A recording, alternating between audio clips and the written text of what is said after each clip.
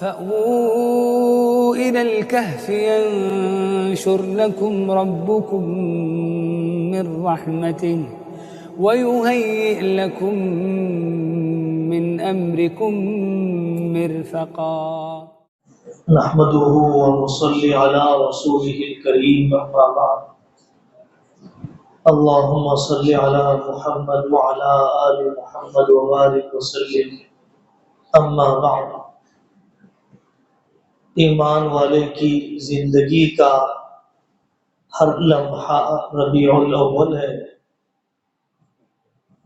حضرت رسول اللہ صلی اللہ علیہ وسلم کے 1400 سال بعد کے غلاموں کا تذکرہ بھی رحمت کے اتروانے کا ذریعہ ہے، تو خود رسول اللہ صلی اللہ علیہ وسلم کا تذکرہ کتنا زیادہ رحمت کے اتروانے کا ذریعہ ہے۔ یہ مجلسیں ہم غلام اس لیے منعقد کرتے ہیں کہ کچھ جذبات بن جائے، کچھ تعلق میں اضافہ ہو جائے، کچھ درود شریف کی مقدار میں اضافہ ہو جائے، سیرت کے نئے پہلو سامنے آ جائے۔ جیسے عشاق حضرت رسول اللہ صلی اللہ علیہ وسلم کو ملے ہیں، پوری تاریخ میں ایسے عاشق کسی کو نہیں ملے ہیں۔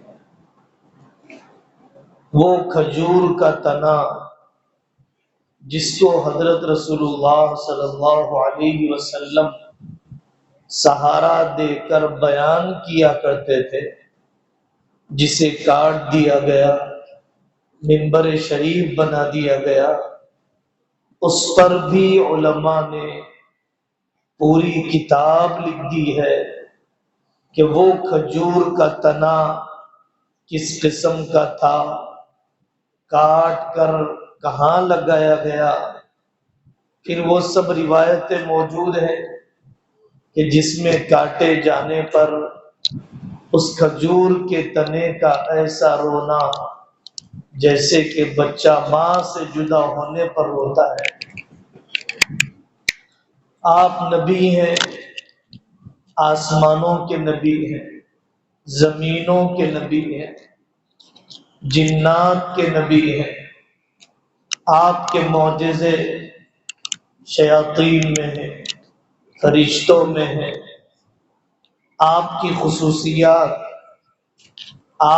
خصوصیات پیدائش سے پہلے، ماں کے پیٹ میں، بچپن میں، جوانی میں، برزخ میں آپ کی خصوصیات، قیامت کے دن آپ کی خصوصیات، جنت میں آپ کی خصوصیات۔ ایک عالم دین نے کتاب لکھی 3 جلدوں میں، خصائص النبی بعد وفات النبی۔ حضرت آقا صلی اللہ علیہ وسلم کے دنیا سے پردہ فرمانے کے بعد امت نے آپ سے کیا استفادہ کیا؟ علماء نے آپ کے دنیا سے پردہ فرمانے کے بعد خواب کے ذریعے سے، مبشرات کے ذریعے سے کیا فائدہ اٹھایا؟ سیرت کے پہلو ہیں جو سنائے گئے، عبادت کا پہلو سنایا جاتا ہے، صبر کا پہلو سنایا جاتا ہے، تواضع کا پہلو سنایا جاتا ہے، ان کی سیاست کا پہلو سنایا جانا چاہیے۔ حبشہ میں آپ نے کون سی سیاسی پالیسی اپنائی، ہمیں پڑھنا چاہیے۔ مدینہ منورہ میں 12% رہ کر دوسری قوموں کو کیسے نبھایا، ہمیں غور کرنا چاہیے۔ دوسری بات میرے عزیزوں جو اس موقع پر عرض کرنا ضروری سمجھ میں آیا ہے، سرپرست حضرات بہت دور سے آتے ہیں، اللہ تعالیٰ ان کے آنے کو قبول فرمائے، اور اس بلانے کے ذریعے سے جو مقاصد تربیتی روحانی سوچے جاتے ہیں اللہ تعالیٰ ان مقاصد میں بھرپور کامیابی عطا فرمائے۔ آپ حضرات کو چاہیے کہ اور جتنی تعداد باقی ہے جو سرپرست ابھی تک نہیں آئے ہیں، جیسے دلچسپی لینا چاہیے ویسی دلچسپی نہیں لے رہے ہیں، بہت بڑا نقصان ہے۔ آپ کو ہمارے ساتھیوں نے سنایا کہ بڑی عمر میں علماء نے کیسے علم حاصل کیا۔ علماء کی ایک تعداد وہ ہے جنہوں نے اپنے شاگردوں سے علم حاصل کیا، علماء کی ایک تعداد وہ ہے جنہوں نے اپنے شاگردوں کی کتاب کی شرح لکھی ہے۔ ہمیں اپنے سے کم عمر عالمہ سے، حافظہ سے پڑھتے ہوئے جھجک نہیں ہونی چاہیے۔ ہم کیا جہالت پر دنیا سے چلے جائیں گے؟ اپنے سے کم عمر ڈاکٹر خاتون سے علاج کرواتے ہیں، اپنے سے کم عمر عالمہ سے پڑھتے ہوئے جھجک کیوں ہوتی ہے؟ 80 سال کی عمر میں علماء نے پڑھا، 40 سال کی عمر میں علماء نے پڑھا، 60 سال کی عمر میں علماء نے علم حاصل کیا۔ ہماری بہنوں کو چاہیے، ہمارے عزیز دوستوں کو چاہیے کہ وہ اپنی عمر کو علم کے حاصل کرنے میں رکاوٹ بننے نہ دیں۔ آپ کے لیے عنوان طے کیا گیا، فجر کی نماز کی اہمیت، سویرے جاگنے کی تدابیر۔ ہم فطرت کے خلاف زندگی گزارنے لگ گئے، راتوں کا جاگنا، صبح کا سونا۔ ایک معتدل آدمی کے لیے، ایک صحت مند آدمی کے لیے، ایک نارمل لائف گزارنے والے انسان کے لیے ایک انتہائی معیوب۔ جب تک ہم فون کنارے پر نہ رکھیں فجر نصیب نہیں ہوگی۔ آج کی فجر سے کل کی فجر تک اگر ہم متفکر نہیں رہیں گے فجر نصیب نہیں ہوگی۔ سوتے رہ جاتا ہے، شیطان اس کے کان میں پیشاب کرتا ہے، اس کی گھیٹیاں ایسے ہی لگی رہتی ہیں، دن بھر سست رہتا ہے فجر کے چھوڑنے کی وجہ سے۔ برکت کہاں تلاش کر رہے ہیں؟ فجر کو چھوڑ کر۔ کاموں میں سہولت کیسے ہو سکتی ہے فجر کو چھوڑ کر؟ کون سی اللہ کی نیک بندی ہے کہ جو فجر کے بعد مصلی پر نہیں بیٹھا کرتی تھی؟ حضرت آقا صلی اللہ علیہ وسلم نے حضرت فاطمہ کو اٹھایا کہ بیٹا فجر کے بعد نہیں سویا کرتے، یہ تو اللہ سے روزی کے لینے کا وقت ہے، روزی کی تقسیم کا وقت ہے۔ ہمارے اسکول میں کیوں ناغہ ہو رہا ہے؟ مدرسے کی تعلیم میں کیوں کوتاہی ہو رہی ہے؟ ناشتے میں کمی کیوں واقع ہو رہی ہے؟ صحت میں تباہی کیوں مچ رہی ہے؟ فجر کی نماز، فجر کی نماز۔ نیند سے پیار ہے، اللہ کے حکم سے پیار ہے۔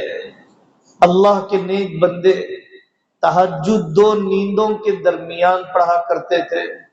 سو کر اٹھا، فجر پڑھا، پھر سو گئے، پھر اس تہجد پڑھنے کے بعد پھر فجر کے لیے اٹھ گئے۔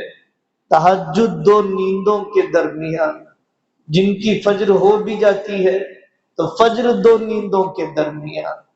اپنی روش کو بدلنے کی ضرورت ہے۔ ہمارے بچوں کا نظام درست ہو جائے گا۔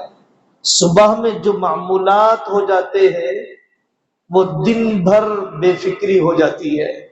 صبح میں جب انسان کے معمولات نہیں ہوتے ہیں، دن بھر نہ قرآن کی طرف ہاتھ بڑھتا ہے، نہ تسبیح کی طرف انگلیاں چلتی ہیں، نہ تفسیر میں تدبر کا موقع ملتا ہے، جب وہ فجر کے بعد مصلی پر نہیں بیٹھتا۔ اللہ کے نیک بندوں کی یہاں حضرت علی میاں ندوی رحمۃ اللہ علیہ کی یہاں تصنیف کا، مضامین کے آمد کا، تحریر کے مرتب کرنے کا بہترین وقت جس میں کسی کا آنا ان کے یہاں گوارا نہیں تھا، کسی کی ملاقات طبیعت پر بار ہو جاتی تھی، ناراضگی ہو جاتی تھی۔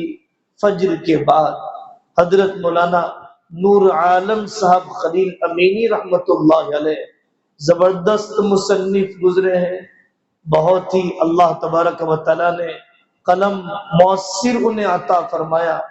فجر کے بعد تصنیف کا معمول آپ کو سنایا گیا، اپنی نسلوں کی حفاظت، نوجوان نسل کی حفاظت، کن عادتوں کی وجہ سے قتل ہو رہا ہے، شراب کی طرف یہ کیوں بڑھ رہے ہیں۔ آپ کو سنایا گیا ترک تعلیم کے اسباب، ہمارے بچے ڈراپ آؤٹ کیوں ہو جاتے ہیں، ففتھ میں پڑھائی چھوڑ دی، سکستھ میں چھوڑ دیا، سیونتھ میں چھوڑ دیا، ٹینتھ میں چھوڑ دیا، 11ویں 12ویں میں چھوڑ دیا۔ بہت جلدی ہم ٹھیلے پر کیوں بھیج دیتے ہیں، بہت جلدی آٹو میں کیوں بٹھا دیتے ہیں، چھوٹے کاروبار پر کیوں راضی ہو جاتے ہیں۔ ہمیں کوشش کرنا چاہیے کہ تعلیمی میدان میں آگے بڑھے۔ آٹو چلانا کوئی ذلیل عمل نہیں ہے، حلال روزی کے لیے محنت، اللہ کا ولی آپ کو بنائے گا، اللہ کا ولی آپ کو بنائے گا، لیکن تعلیم کے میدان میں پورے منصوبے کے ساتھ آگے بڑھنا چاہیے۔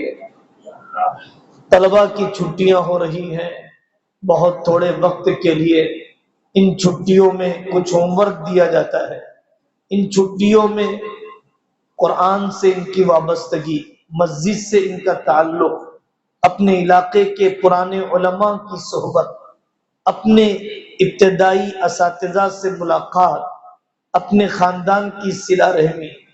یہ چھٹی شریعت سے چھٹی نہیں ہوتی ہے، یہ چھٹی لگے بندے نظام سے چھٹی ہوتی ہے، یہ چھٹیاں اللہ کی دیوی پابندیوں سے نہیں ہوتی ہے، یہ چھٹیاں تعلیمی نظام کے لگے بندے طریقے سے ہوتی ہے۔ آپ کو مدد کرنا چاہیے طلبہ کو گھر کے قیام میں دیے گئے معمولات کے پورا کرنے پر۔ اللہ تبارک و تعالی عافیت سے آپ کو لے جائے اور قبولیت کے ساتھ آپ کو واپس لائے۔ وآخر دعوانا ان الحمد للہ رب العالمین۔